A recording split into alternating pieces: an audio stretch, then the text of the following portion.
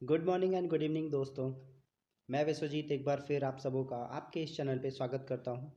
चलिए फ्रेंड, जैसा कि आप सभी ने थंबनेल से भी देखा था और आप सभी को पता भी है कि हम लोग यहां पर आरआरबी एनटीपीसी जो CBT 1 कंप्यूटर बेस्ड टेस्ट जो आपका 28 दिसंबर 2020 का जो फर्स्ट शिफ्ट है उसके 50 क्वेश्चन को हम लोगों ने फर्स्ट पार्ट में देखा था। आज हम लोग 50 क्वेश्चन से आगे चलेंगे और सेकेंड पार्ट को देखेंगे, जहाँ हम लोग मैथ, रीजनिंग और जीके तीनों के तीनों सेगमेंट को एक साथ कवर कर रहे हैं। तो हमारा 51 नंबर का क्वेश्चन क्या कह रहा है वो देख लेते हैं। क्वेश्चन नंबर 51 कह रहा है कि विश्व पर्यावरण दिवस 2020 के लिए संयुक्त राष्ट्र द्वारा घोषित थीम का नाम क्या था। तो याद रखिएगा, ये आपका 2020 का उस टाइम का करंट का क्वेश्चन है और उस समय जो था ऑप्शन नंबर बी जैव विविधता था। लेकिन अगर आपसे 2024 का विश्व पर्यावरण का थीम पूछेगा तो क्या है, तो आंसर क्या है, वर्ल्ड एनवायरनमेंट डे का जो थीम है 2024 का वो है our land our future we are #generation restoration, जैसा कि आप सभी देख सकते हैं। क्लियर, चलते हैं आगे। नेक्स्ट क्वेश्चन क्या है आपका, प्रार्थना समाज के संस्थापक कौन है। तो आप सभी को पता होना चाहिए कि प्रार्थना आत्मा से करनी चाहिए, एकदम आत्मा में डूबकर। तो प्रार्थना समाज की स्थापना किसने की है, आत्माराम पांडुरंग ने की है। और कब की है, तो याद रखेंगे इन्होंने इसकी जो स्थापना थी वो 1867 में की है। क्लियर, 1867। नेक्स्ट क्या कह रहा है, असंगत आपको ढूंढना है। असंगत का मतलब चारों में से जो डिफरेंस है, डिफरेंट है, वो आपको इसमें क्वेश्चन में ढूंढना है। जब आप ध्यान से देखेंगे, मैंने जैसे कि लास्ट वीडियो में भी कहा आपको कि आपका क्या करना है, आपको इस क्वेश्चन में मल्टीपल को देखना है। मैंने लास्ट वीडियो में भी कहा टेबल टेबल 26 तक बिल्कुल एकदम याद कर लीजिए। देखिए 12 अठे 96, 13 अठे 104, 15 अठे 120, 16 अठे 16 8 जार 128 होगा। यहाँ पर 118 है, तो आपका डिफरेंस पूछ रहा है, तो डिफरेंस क्या है आपका, फोर्थ नंबर आपका डिफरेंस है। क्लियर। नेक्स्ट क्वेश्चन क्या कह रहा है, 5 अंकों की वह सबसे छोटी संख्या बताइए।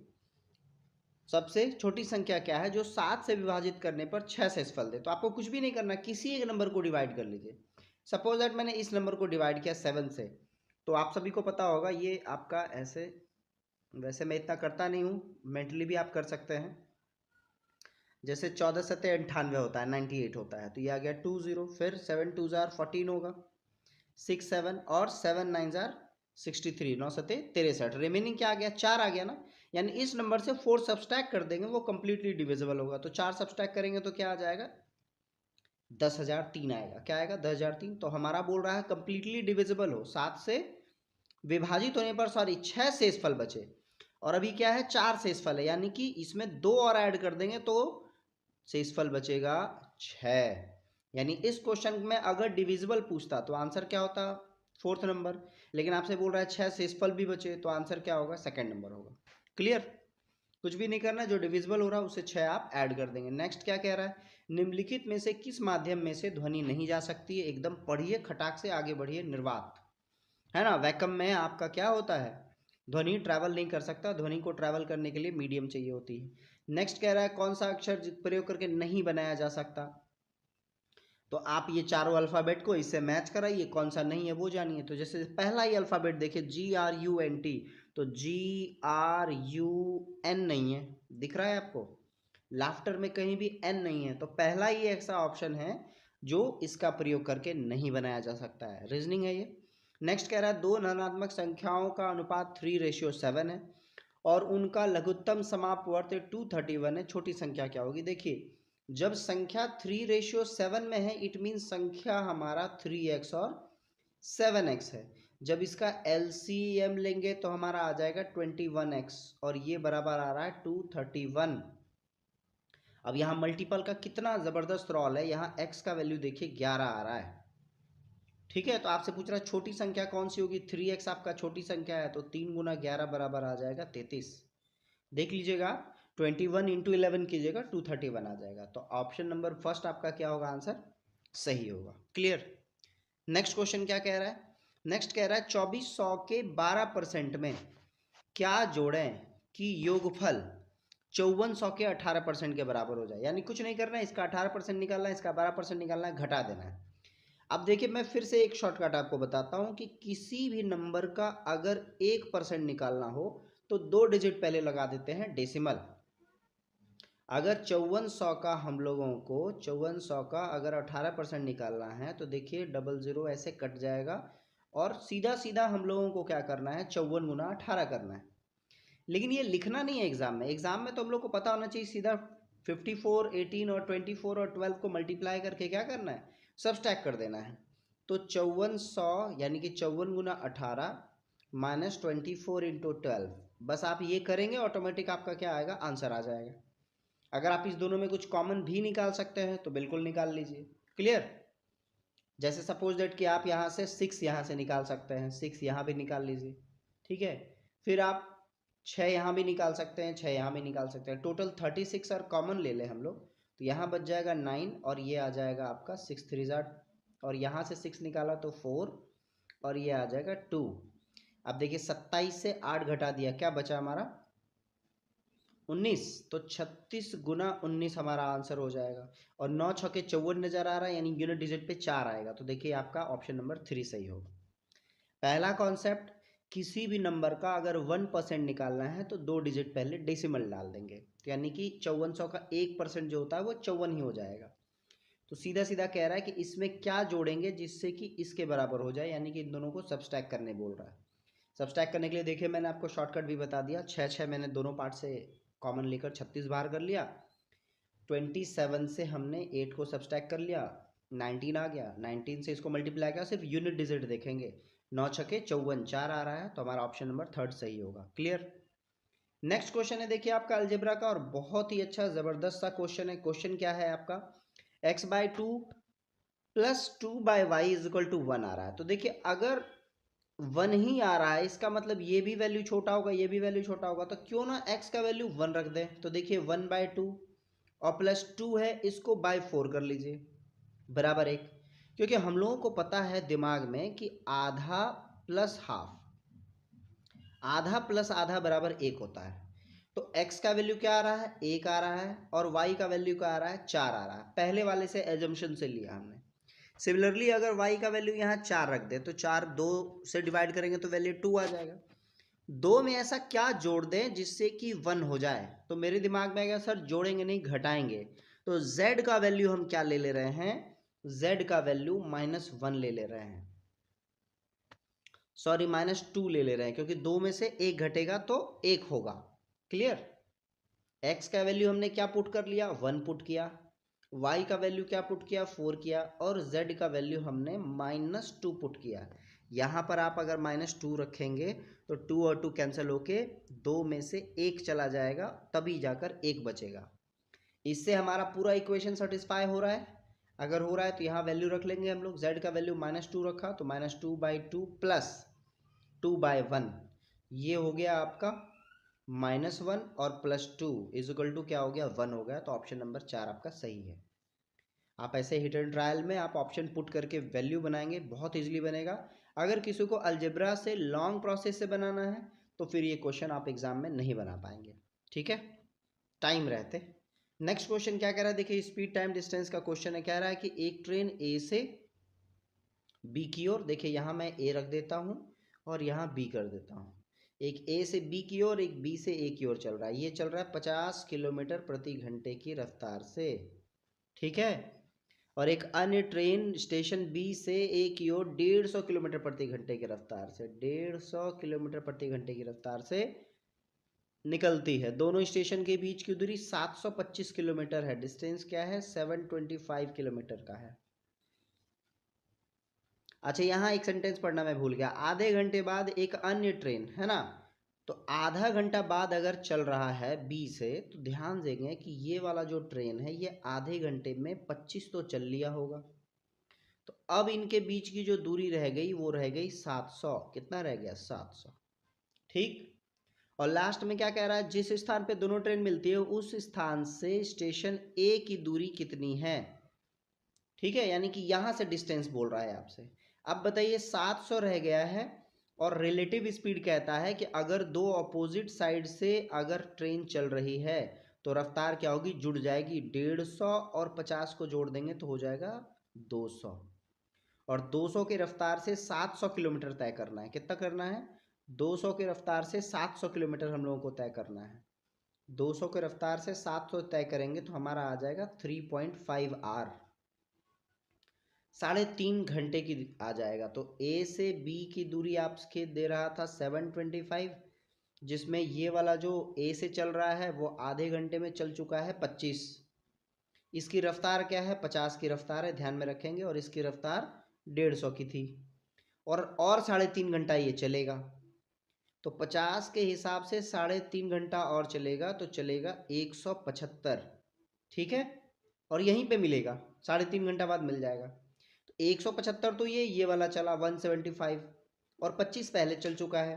तो टोटल ए से जो दूरी है वो आ जाएगी आपकी 200 किलोमीटर की। कितनी? 200 किलोमीटर की। क्वेश्चन ऑप्शन नंबर 4 आपका सही होगा। इस तरह से पार्ट बाय पार्ट आप बनाएंगे, बहुत इजीली बन जाएगा, क्वेश्चन कुछ भी नहीं है। फिर अगेन देखिए, एक बड़ा सा क्वेश्चन है, क्या कह रहा है, बहुत आराम से पढ़ना है क्वेश्चन, क्योंकि यही सब वो क्वेश्चन है जो रिजल्ट बनाएगा। कह रहा है 2 बस एक मुख्य सड़क पर 185 किलोमीटर की दूरी पर स्थित हैं। देखिए यहाँ पर, यहाँ से यहाँ तक ये आपका 185 है, ठीक है। कह रहा है एक दूसरे को चलना प्रारंभ करते हैं। पहली बस 35 किलोमीटर चलने के बाद दाएं मुड़ जाती है। तो ऐसा कीजिए कि हम लोग राइट साइड से इसको 35 चला लेते हैं और राइट मोड़ लेते हैं, ठीक है। और 17 चल रहा है, देखिए कह रहा है 17 किलोमीटर चलती है। उसके बाद यह बाएं की ओर मुड़ती है और 42 किलोमीटर चलती है, मतलब यहाँ से फिर ये ऐसे बायां चला और 42 और चल लिया, तथा मुख्य सड़क पर वापस पहुंचने के लिए दिशा लेती है, मतलब यहाँ से ये वापस ये यहाँ आ जाता है, ठीक। अब क्या कह रहा है, कह रहा है इसी बीच एक मामूली ब्रेकडाउन के कारण दूसरी बस यानी इधर से जो चल रही थी वो मुख्य सड़क पर केवल 36 किलोमीटर चल लेती है। कितना चला? 36 चला। तो ध्यान से देखिए, राइट साइड वाला 35 यहाँ से और 42 यहाँ से, ये पूरा जुड़कर हो जाएगा 77, और लेफ्ट साइड से हम चल चुके हैं 36। तो 77 प्लस 36 यानी टोटल हमने चल लिया 113 किलोमीटर। कितना चला? 113, 7 3 10, 7 6 13। टोटल कितना डिस्टेंस था भैया? 185 था। 185 में से 113 घटा देंगे, क्योंकि लास्ट में क्वेश्चन कह रहा है कि इस बिंदु पर दोनों बसों के बीच की दूरी कितनी होगी, ठीक है। तो क्या आ जाएगा? 62 किलोमीटर का, नहीं सॉरी 72 किलोमीटर, ठीक है। 5 में 3 गया 2, 8 में से 1 गया 7, तो 72 किलोमीटर का डिस्टेंस रह जाएगा इन दोनों के बीच में। ऑप्शंस देखते हैं हम लोग, बिल्कुल ऑप्शन नंबर 1 ही नजर आ रहा है आपको, 72 किलोमीटर का डिस्टेंस। क्लियर। नेक्स्ट क्वेश्चन क्या है आपका, खेलो इंडिया यूथ गेम 2020 किस शहर में आयोजित किए गए थे?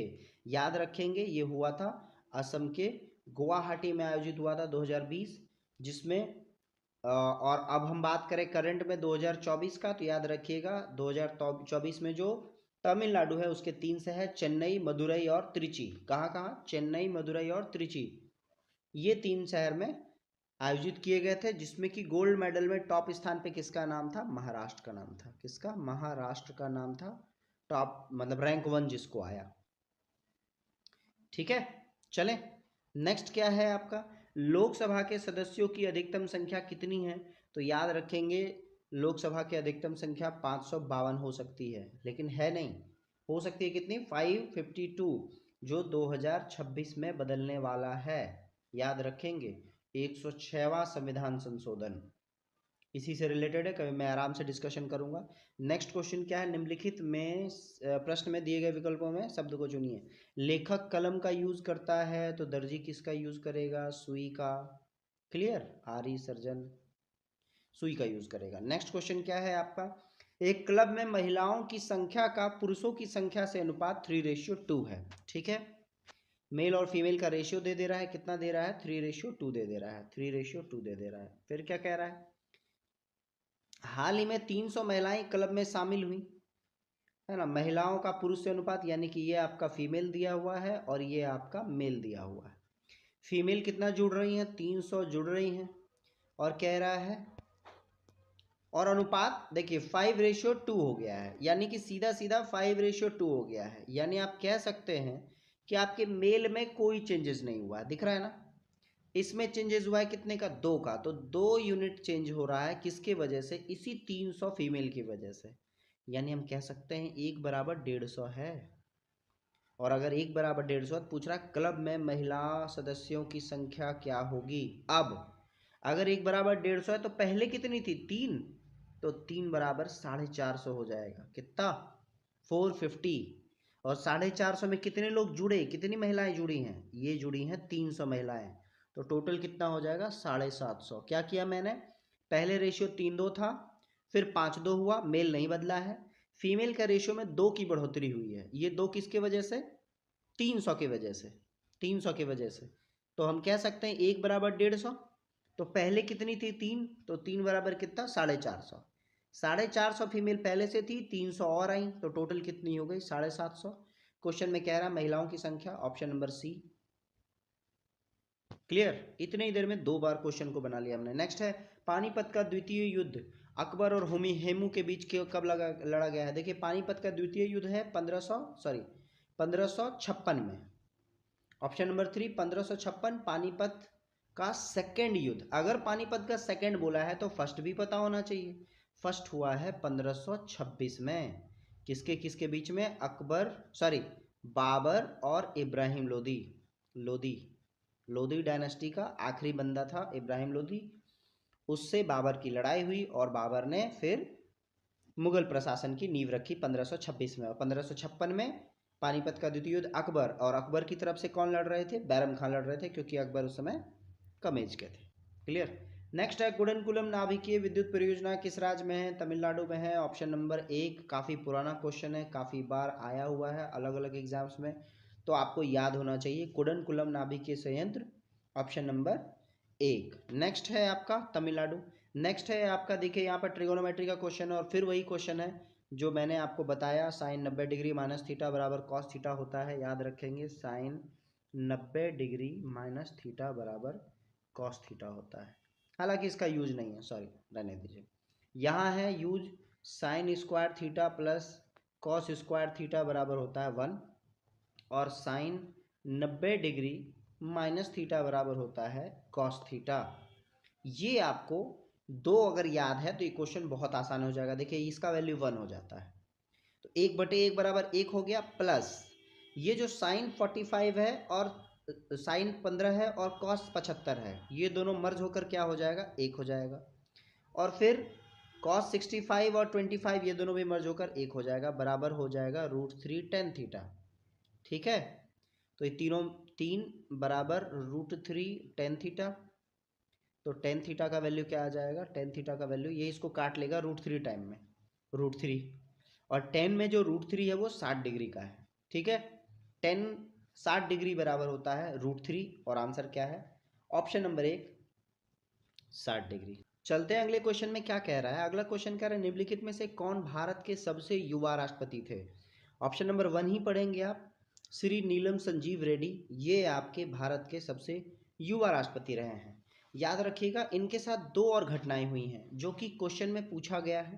पहला घटना क्या है, जो सरकार ने इनका नाम पेश किया था, है ना, उस समय कांग्रेस की सरकार थी, कांग्रेस ने अपनी तरफ से नीलम संजीव रेड्डी को खड़ा किया था, लेकिन ये हार गए थे।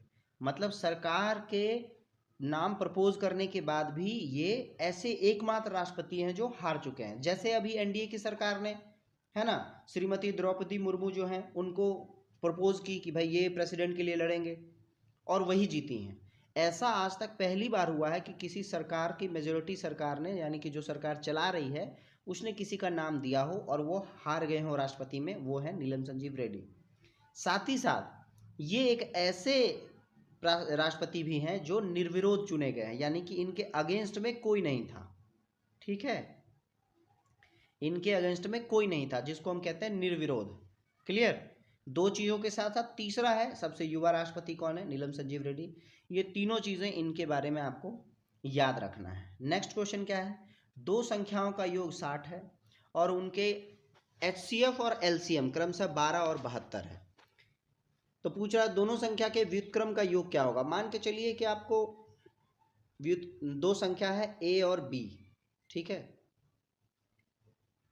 और इनका सम दे दिया है a + b = दे दिया है 60। आपसे पूछ रहा है 1/a + 1/b, आप इसको अगर तोड़ेंगे तो आ जाएगा ab और a + b। एक फॉर्मूला और याद रखिए कि LCM इंटू HCF बराबर होता है A और B। अब बहुत ध्यान से देखिए तो आपको दिखेगा कि भैया ये तो आपका AB के बराबर भी हो जाएगा।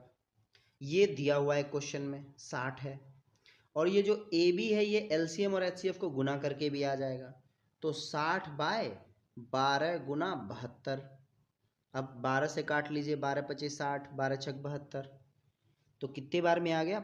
5/72 इसका आंसर होना चाहिए, ऑप्शन नंबर थर्ड। देखिए अलग अलग संख्या निकालने की जरूरत नहीं, हम वैसे भी निकाल सकते थे, लंबा होता। आपको कह रहा संख्या के व्युत्क्रम का योग क्या होगा, तो व्युत्क्रम का योग हो रहा है A + B / AB। ये AB निकालने का तरीका था LCM इंटू HCF, और A + B संख्याओं का योग दिया हुआ है। ठीक है, ये सब ट्रिक है, ये आपको ध्यान में रखना है। नेक्स्ट है, इनमें से दक्षिण अमेरिका के कौन से 2 देश स्थल रुद्ध हैं? स्थल रुद्ध का मतलब जो चारों ओर से स्थल से घिरा हुआ है। तो उसके लिए हम लोग मैप देखेंगे दक्षिण अमेरिका का।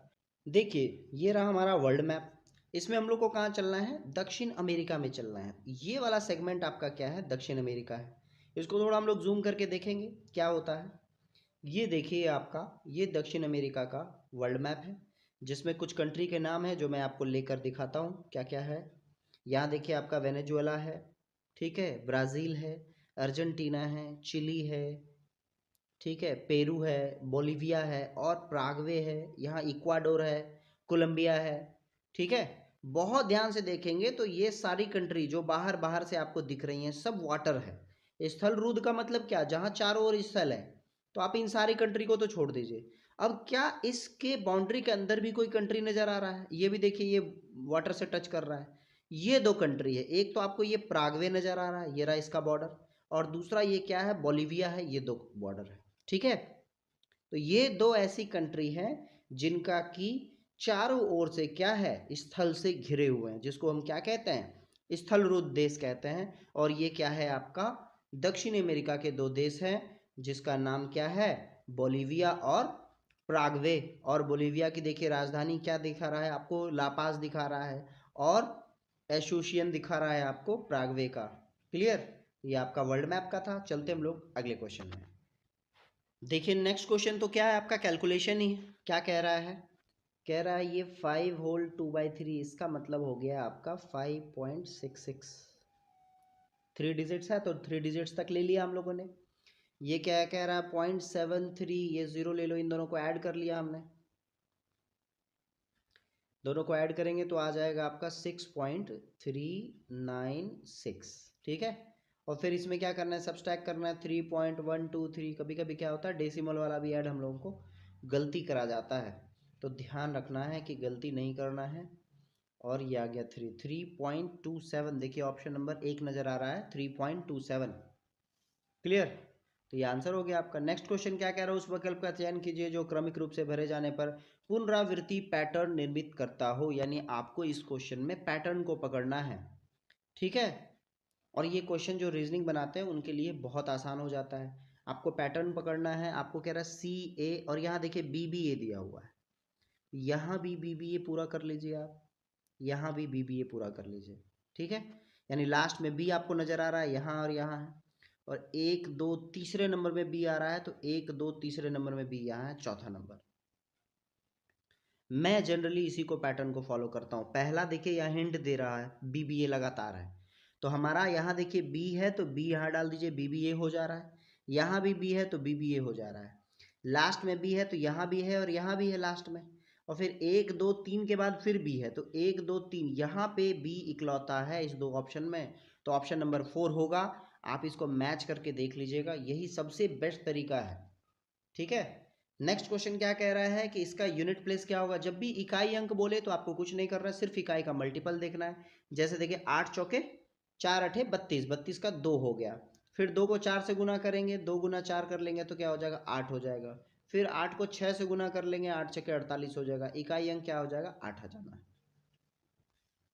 सिर्फ यूनिट डिजिट को मल्टीप्लाई करते चले जाना है। नेक्स्ट है, भारत में केंद्रीय आलू अनुसंधान संस्थान CPRI कहाँ स्थित है? याद रखिएगा कि आलू है तो शिमला में है। ऑप्शन नंबर 4 शिमला में है आपका। आलू संस्थान याद रखेंगे 1949 में ये आलू संस्थान जो केंद्रीय आलू संस्थान है इसका जो ब्रांच था वो पटना में था। ये 1949 में स्थापित किया गया, बाद में 1956 में इसको शिमला लेकर चले गए लोग। नेक्स्ट है इंटरनेशनल कोर्ट ऑफ जस्टिस का हेडक्वार्टर कहाँ है? The Hague. और द हेग कहाँ है आपका? फ्रांस में है। International court of justice, sorry the Hague France नहीं, नीदरलैंड का है। ठीक है, नीदरलैंड, ये दीर्घिकार होगा।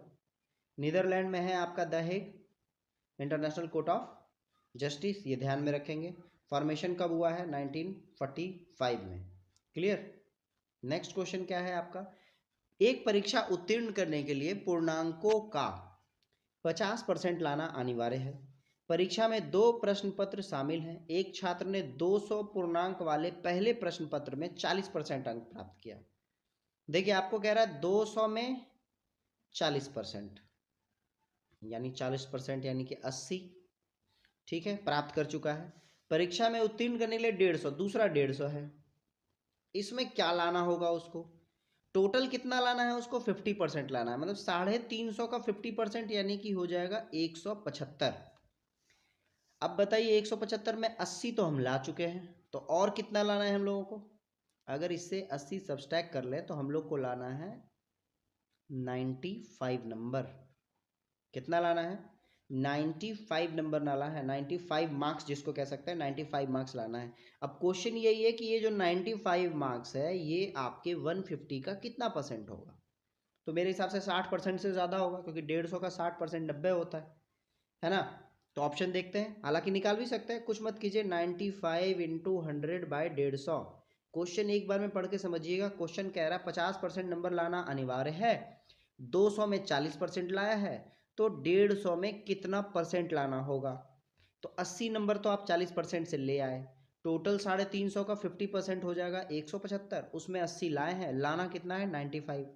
95 इस 150 का कितना परसेंट है?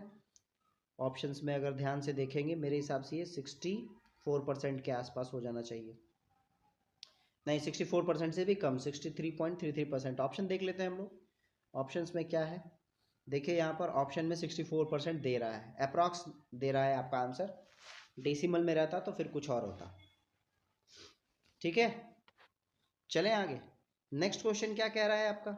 इसका वैल्यू आपसे पूछ रहा है। देखिए ये आपका 9 छके 54 है, यानी 6√9 है, सॉरी ऐसे 9 गुना 6, 125 है, यानी 5 गुना 25, ऐसे अंडर रूट में। नीचे क्या है? 24 है, तो हम लोग इसको क्या कर सकते हैं? 6 चौके 24, ऐसे अंडर रूट में। और क्या कह सकते हैं? 5 9 45, दिख रहा है आपको? और ऊपर भी ये गुना में ही है। ठीक, तो देखिए ये आपका ये 9 बाहर हो जाएगा तो 3 आ जाएगा, 3√6, और गुना इसमें 25 बाहर आएगा 5 के रूप में, 5√5, बाय क्या आ रहा है? 4 बाहर आएगा तो 2 हो जाएगा, 2√6, और इन 2 ये 9 बाहर आएगा, 3 हो जाएगा, 3√5।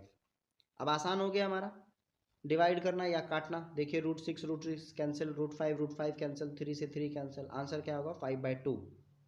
और 5/2 का मतलब 2.5 होता है, 5/2 का मतलब 2.5 होता है। ठीक है, नेक्स्ट क्वेश्चन। स्वराज मेरा जन्मसिद्ध अधिकार है, मैं इसको लेकर रहूँगा। किनका कहना है?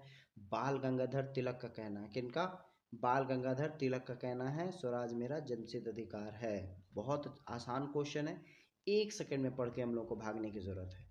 नेक्स्ट है एक्स और वाई एक साथ एक काम को 12 दिन में कर सकते हैं।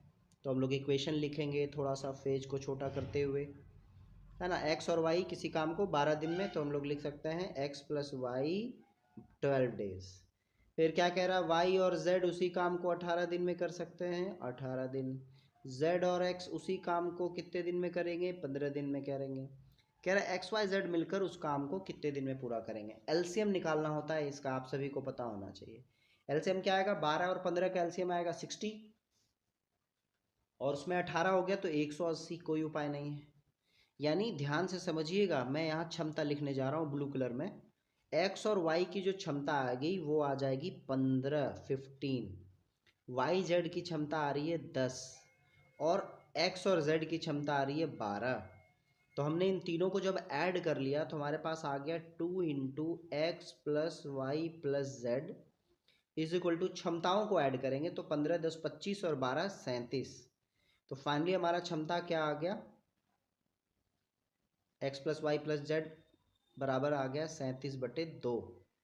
तो फाइनली आपसे पूछ रहा कितना समय लगेगा, समय बराबर होगा टोटल काम बटे क्षमता, तो 37/2, ऐसे 2 ऊपर लगा दो, 37 5 जार, देखिए 37 पचे 185 होगा, 37 पचे 185 होगा, तो 5 ले लीजिए, 5 दूनी 10 यानी 10 दिन में।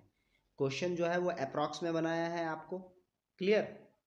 क्वेश्चन क्या है आपका, अप्रॉक्स वाला है, 9.72 डेज आना चाहिए, आ रहा है कितना, 10 दिन, तो ऑप्शन नंबर 2 सही होगा, क्लियर।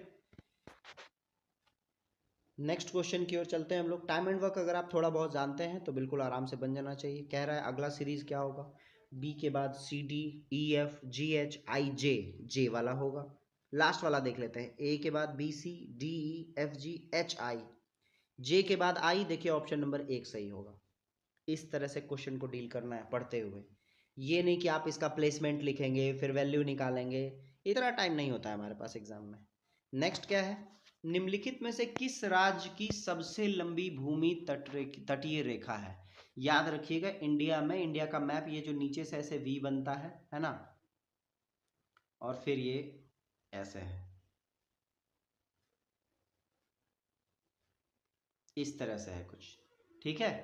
तो जो आपका तटीय रेखा कह रहा है ना, मुख्य भूमि तटीय रेखा है, ये जो तटीय रेखा सबसे लंबा है वो है आपका लेफ्ट साइड में गुजरात का है, इधर का है, ठीक। तो आंसर क्या होगा, ऑप्शन नंबर 3।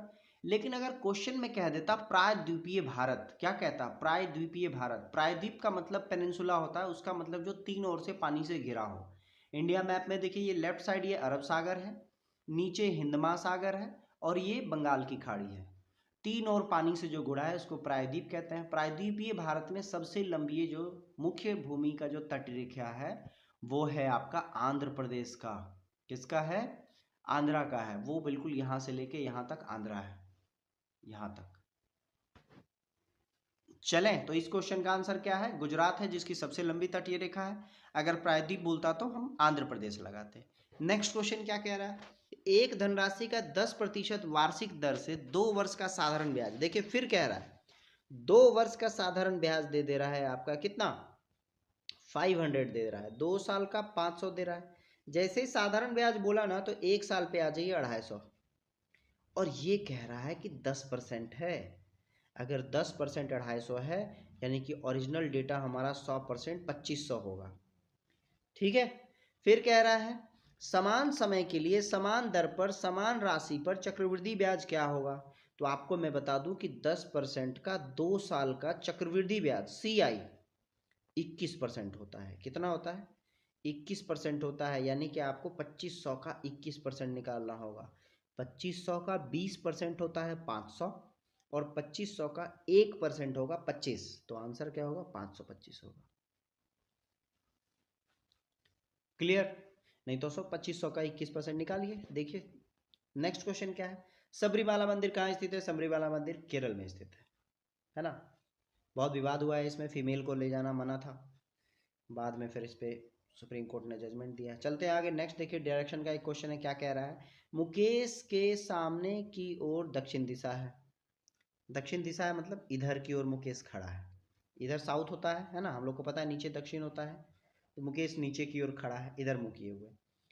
फिर क्या कह रहा है आपका, वह 5 किलोमीटर सीधा चलता है, तो 5 सीधा चल लिया, 5 किलोमीटर। और क्या कह रहा है, फिर कह रहा है वहां से वह अपनी दाईं ओर 90 मुड़ता है, ये देखिए ये राइट है, 90 की ओर मुड़ा, और 5 किलोमीटर फिर चला। और क्या कह रहा है, फिर वह अपने बाईं ओर 45 डिग्री, देखिए यहां से ना, इस पॉइंट से अगर आप सीधे चल रहे हैं, बाएं चल रहे हैं, तो ये 90 डिग्री होगा। 45 डिग्री बोल रहा है मतलब इन दोनों के बीच में कहीं है, मतलब यहाँ ऐसे बाईं ओर 45 डिग्री मुड़ा और 3 किलोमीटर चला, 3 किलोमीटर। अब आपसे पूछ रहा वह अपने वास्तविक स्थिति से किस दिशा में होगा। वास्तविक स्थिति का मतलब है ये वाला पॉइंट, यहाँ वाला, यहाँ से देखिए इधर की ओर है, तो ये आपका हो जाएगा दक्षिण पश्चिम, साउथ वेस्ट। अब डायरेक्शन थोड़ा जान लें। देखिए ये रहा आपका ईस्ट, ये होता है, वेस्ट ये होता है, नॉर्थ होता है, साउथ होता है। अगर आप इस डायरेक्शन में हैं तो इसको हम लोग साउथ वेस्ट कहते हैं, मतलब दक्षिण पश्चिम कहते हैं। तो ऑप्शन नंबर सेकंड आपको दिख रहा होगा, दक्षिण पश्चिम। वेरी गुड, आप लोग का टाइम टू टाइम जवाब भी आता है कमेंट बॉक्स में, बहुत अच्छा लगता है आपका साथ का। नेक्स्ट क्वेश्चन कह रहा है रिलेशन, दूसरा का इससे जो है उसका अगला क्या होगा। तो आपसे 86 नंबर का क्वेश्चन में देखिए कह रहा है 21 का 11 हो रहा है। क्या हो रहा है? 21 का 11 हो रहा है।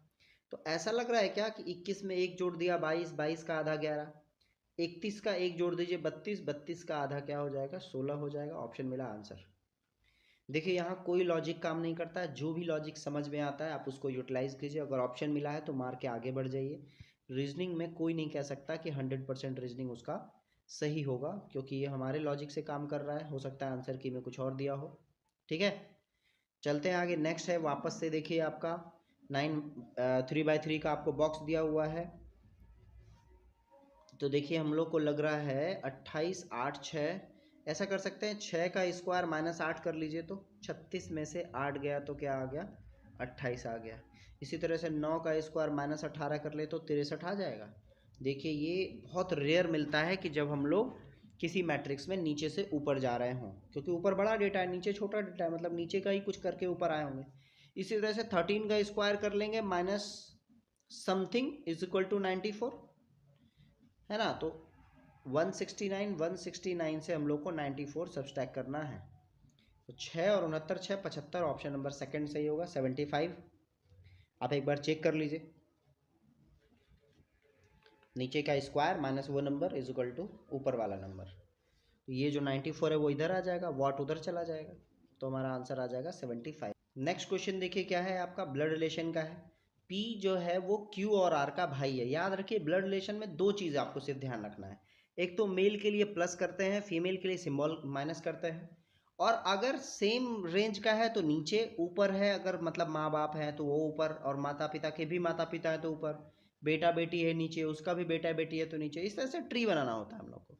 क्वेश्चन कह रहा है पी जो है वो क्यू और आर का भाई है। तो क्यू और आर का भाई है, सेम रेंज में है, पी भाई है तो पी को प्लस किया मैंने। फिर क्या कह रहा है, एस जो है वो आर की माँ है, तो एस आर की माँ है तो माइनस कर दिया।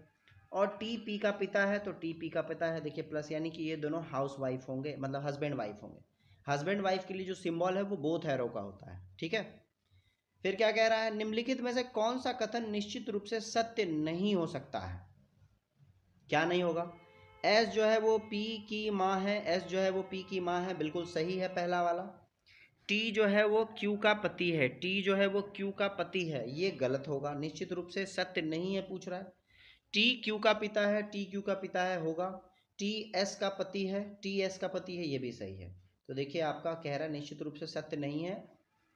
ऑप्शन नंबर 2 जो है वो आपका निश्चित रूप से सत्य नहीं है। ठीक है, इस तरह से इजीली बनाना है, हड़बड़ाना नहीं। नेक्स्ट कह रहा है कौन सा प्रयोग करके नहीं बनाया जा सकता। पहले ही बोल रहा है नहीं बनाया जा सकता। आप ऑप्शन में देखेंगे, देखिए टच, TOUCH, टफ, ओ नहीं है इसमें, एक ही बार में दिखेगा। आप एकदम शांत मन से देखेंगे, एक बार में दिखेगा आपका आंसर सेकंड नंबर ऑप्शन, जो नहीं बनाया जा सकता। क्या कह रहा है नेक्स्ट, 5 लड़कियां बीना, लीना, मीना, रीना और टीना कोई खेल खेल रही हैं। वे उत्तर की ओर मुंह करके एक पंक्ति में बैठी हुई है, मतलब लीनियर का सिटिंग अरेंजमेंट है ये। लीनियर मतलब एक लाइन में। क्या कह रहा है, मीना पश्चिम, देखिए अगर उत्तर ऊपर है, याद रखिए नॉर्थ है तो ईस्ट और वेस्ट ऐसे समझ। अब कह रहा है मीना पश्चिम की ओर बैठी हुई है, मतलब जो मीना है एम जो है वो इधर है, लेफ्ट साइड में। ठीक है, एम है। फिर कह रहा है और टीना पूर्व की ओर बैठी हुई है, तो पूर्व मतलब इधर हो जाएगा, ये आपकी टीना है। क्लियर। फिर क्या कह रहा है, लीना और रीना एक दूसरे के बगल में एक साथ बैठे हुए हैं, या लीना और रीना एक दूसरे के बगल में एक साथ बैठे हुए हैं। ठीक है, बीना लीना के बाईं ओर, देखिए बीना लीना के बाईं ओर और मीना के दाईं ओर बैठी है। देखिए मीना के दाईं ओर कौन है, बीना, लीना के बाईं ओर है, और ये देखिए ये आर, बिल्कुल पांचों लोगों का सेट हो गया। आराम से बनाइएगा, एक बार में बनेगा। कह रहा है पूर्व की ओर से दूसरे स्थान पे कौन बैठी है, मतलब इसके बारे में बात कर रहा है, ये कौन है, आर से जो भी हो रीना है, option number B second number. Clear. चलते हम लोग अगले क्वेश्चन में। अगला क्वेश्चन देखिए, अगेन एक सिटिंग अरेंजमेंट है। क्या कह रहा है, 5 छात्र एक पंक्ति में बैठे हैं, 5 छात्र जिसका नाम दिया नहीं है, तो हम लोग देखेंगे क्या है। सुनील ना तो आस्था के और ना ही श्याम के बगल में बैठा है। सुनील नहीं बैठा है, नहीं वाले को बाद में बनाएंगे। आस्था श्याम के बगल में बैठी है और वह एक पंक्ति के बाएं सिरे पर बैठी है। कौन, आस्था। तो आस्था ये बाएं सिरे पे बैठी है और श्याम के बगल में बैठी है। यहाँ श्याम लिख देता हूं मैं, ठीक है। श्याम के बगल में बैठी है और आखिरी सिरे पे, ठीक है। सुनील जो है वो मंजीत के बगल में बैठा है। तो सुनील जो है वो मंजीत के बगल में बैठा है और मंजीत जो है वो पंक्ति के ठीक बीच में बैठा है। तो 5 लोग हैं तो बीच में मतलब यहाँ मंजीत होगा और मंजीत के बगल में कौन है, सुनील है। सुनील है, एस लिख देता हूं मैं, एस यू कर देता हूं, सुनील है।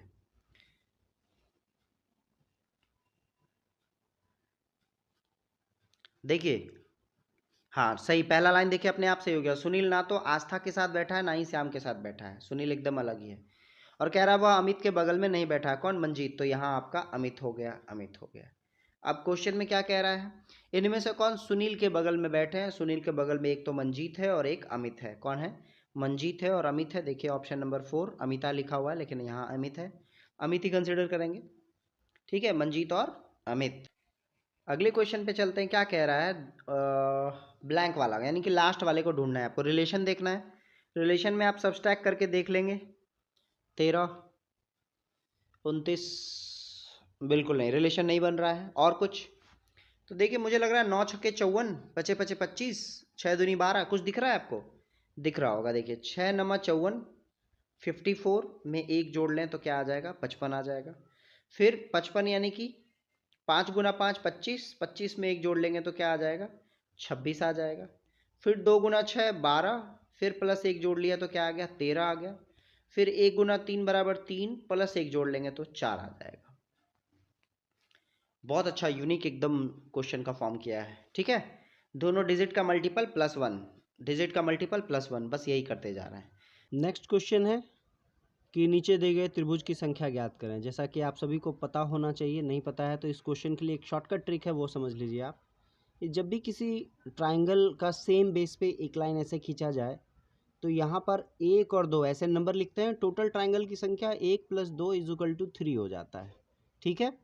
सिमिलरली ऐसे ही अगर इसी ट्राइंगल पे, अगर सेम ट्राइंगल पे आपका एक और लाइन ऐसे ड्रॉ कर लें तो 1 2 3, और अब इसको ऐड कर लीजिए 1 + 2 + 3, ये हो गया टोटल 6। यानी कि अगर किसी सेम ट्राइंगल के बेस में अगर जितना भी लाइन खींचा उनके बीच के गैप में लिख देने के बाद हमको ऐड कर देना है, उतने ही नंबर ऑफ ट्राइंगल हो जाएंगे। जैसे मैं इस वाले पार्ट को अगर ले लूँ, ऐसे फिगर है आपका,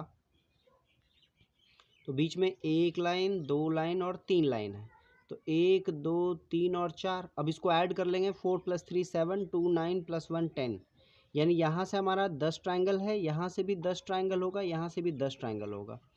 तो 10 3 जा 30 हो गया। एक आपका ये बीच में है तो 31, और एक ये बाहर है बड़ा वाला तो 32। तो आंसर क्या होगा, ऑप्शन नंबर 1 आपका आंसर होगा। क्लियर।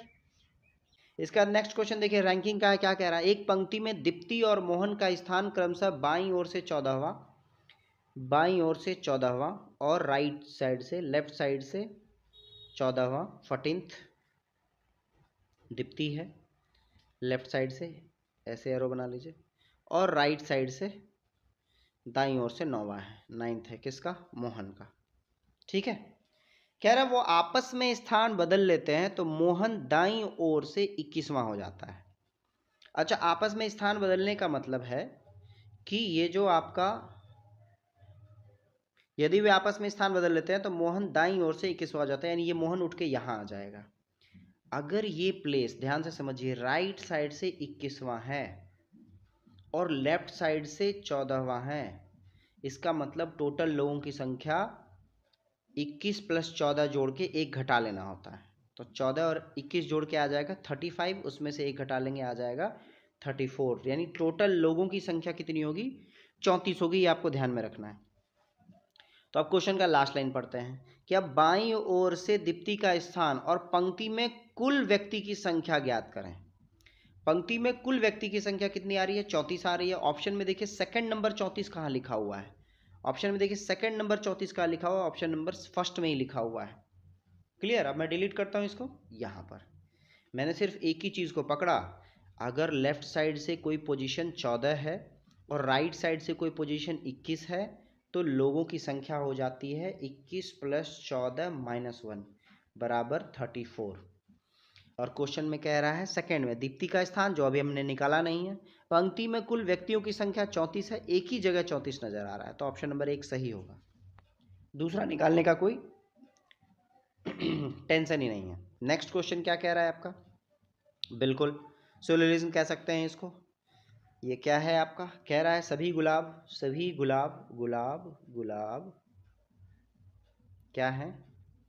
लाल है, बड़ा वाला।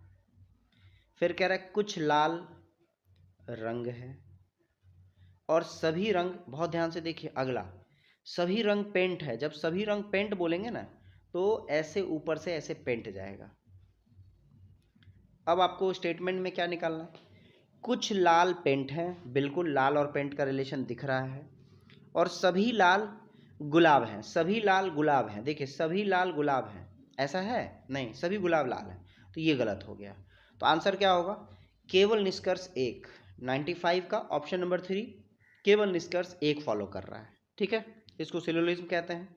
जो फर्स्ट टाइम पढ़ रहे हैं उनको तो थोड़ा बहुत बेस पढ़ना पड़ेगा, क्योंकि सेट मारने का मतलब ही है कि आपको बेसिक्स नॉलेज पता है, ध्यान में रखेंगे। नेक्स्ट अगेन सीरीज का क्वेश्चन है। सीरीज में क्या है? 5 है, 10 है, 17 है और 26 है। करना क्या है? देखिए एडिशन, देखिए डिफरेंस और ऐड, सबसे पहले तो यही देखना होता है। 5 में 10 गया यानी कि 5 जोड़ा होगा आपने, फिर 7 जोड़ा, फिर 9 जोड़ा, तो देखिए आपको ऑड लग रहा है ना, 5 2 7, 7 2 9, 9 2 11, 26 में 11 जोड़ेंगे 37 हो जाएगा। चलते हम लोग नेक्स्ट क्वेश्चन में। नेक्स्ट क्वेश्चन देखिए डाइस का क्वेश्चन है, और डाइस का क्वेश्चन बहुत कमाल का क्वेश्चन है। आपको क्या कह रहा है? ब्लैक के अपोजिट में क्या है ना? ब्लैक के अपोजिट में क्या है? इसके लिए आपको कुछ नहीं करना है, एक दो डाइस का क्लॉकवाइज और एंटी क्लॉकवाइज देखना है। सपोज दैट ये दो ले लेते हैं हम लोग, है ना? ब्लैक भी है यहाँ पे, येलो इन दोनों में कॉमन है, तो देखिए येलो है, येलो में इधर वाले फ्लग पे क्या नजर आ रहा है? ब्लैक नजर आ रहा है। इसके ऊपर में क्या नजर आया? ब्लू नजर आया। ठीक है, और ब्लू के साइड में देखिए क्या नजर आ रहा है? ऑरेंज नजर आ रहा है। ठीक है, तो कॉन्सेप्ट यही है, ब्लैक के अपोजिट में क्या आएगा? ऑरेंज आएगा। ऑरेंज कौन सा है? ऑप्शन नंबर सेकंड में। इसमें क्लॉकवाइज घूमना पड़ता है। जैसे मान के चलिए कि येलो है, तो येलो के अगल बगल 4 फ्लक होंगे, 1 2 3 4, तो मैंने येलो से स्टार्ट किया, ऊपर वाले को ब्लैक कर दिया, इसको ब्लैक किया। इसके राइट साइड में, इसके राइट साइड में क्या है? ब्लू है, BLUE ब्लू है। और फिर आप ब्लू देखेंगे, अगर येलो है इसको सीधा कर लेंगे तो ब्लू के फिर राइट साइड में क्या है? ब्लू के राइट साइड में ऑरेंज है। और आपको कह रहा है ब्लैक के अपोजिट में क्या है, तो ऑरेंज आंसर होगा। क्लियर? ये सब बेसिक सा कॉन्सेप्ट है, बस थोड़ा सा ध्यान में रखेंगे हो जाएगा। नेक्स्ट कह रहा है वाट, यानी 2 क्वेश्चन है। सीरीज को बहुत ध्यान से देखना पड़ेगा। सीरीज हो सकता है जैसे 2 दिया ना, मतलब 2 सीरीज बन रहा है, तो ऐसे गैप कर लीजिए। देखिए इसमें 4 बढ़ा है, फिर 4 2 6 बढ़ा है, और 6 2 8 बढ़ सकता है। 8 का मतलब 8 7 15, 115 हो सकता है। ऑप्शन में देखिए 115 दिख रहा है। फिर क्या है? इन दोनों के बीच में कितने का गैप है? 3 का है। अगला क्या होगा? 3 2 5 का गैप हो सकता है, 5 हो सकता है। तो 89 + 5 94 भी हो सकता है, तो ऑप्शन नंबर क्या होगा? 4 होगा। 94 + 115। ठीक है, चलें आगे। 3 है तो अगला 5 भी हो सकता है, 3 दूनी 6 भी हो सकता है, लेकिन 5 पे हमारा सेट कर गया था। नेक्स्ट क्या कह रहा है? असंगत कौन सा है? तो देखिए ABCD ये तो दिख रहा है हम लोगों को, EFGH ये भी दिख रहा है, IJKL ये भी दिख रहा है, M और N गैप होना चाहिए, ये नहीं है। A और B के बीच में एक गैप था, ये M और N बगल में लिखा हुआ है, जो गलत है, M और N सॉरी, तो ऑप्शन नंबर 1 सही होगा। नेक्स्ट क्वेश्चन क्या कह रहा है? 4 युग्म है, कौन सा असंगत युग्म को चुनिए। लास्ट क्वेश्चन है हमारे सेट का, तो देखिए बहुत ध्यान से। पेपर नोट है, ठीक है, हेड पे कैप है, हैंड में ग्लव है, गिफ्ट रैप है, ये बिल्कुल कवर होता है, हैंड ग्लव ये भी होता है, पेपर और नोट नहीं होगा, ये गलत है। पहला वाला है जो असंगत है, असंगत मतलब जो बाकी के रिलेशन से मैच नहीं खा रहा हो। तो ये हमारा सेट है। ऑलमोस्ट आप अगर पहला पार्ट और दूसरा पार्ट को कंबाइंड देखेंगे तो मेरे हिसाब से 1 से सवा घंटा में हमारा सेट कंप्लीट हो जा रहा है। आप इससे और फास्ट बनाएंगे। आज हमारा पहला ही सेट है और जबकि मैं यहाँ आपको समझा रहा हूँ, कुछ कैलकुलेशन खुद भी कर रहा हूँ। तो आई होप सो आप सबको इस सेट में मज़ा आया हो। All of you thank you, all the best. आपका साथ के लिए भी बहुत बहुत धन्यवाद। Take care.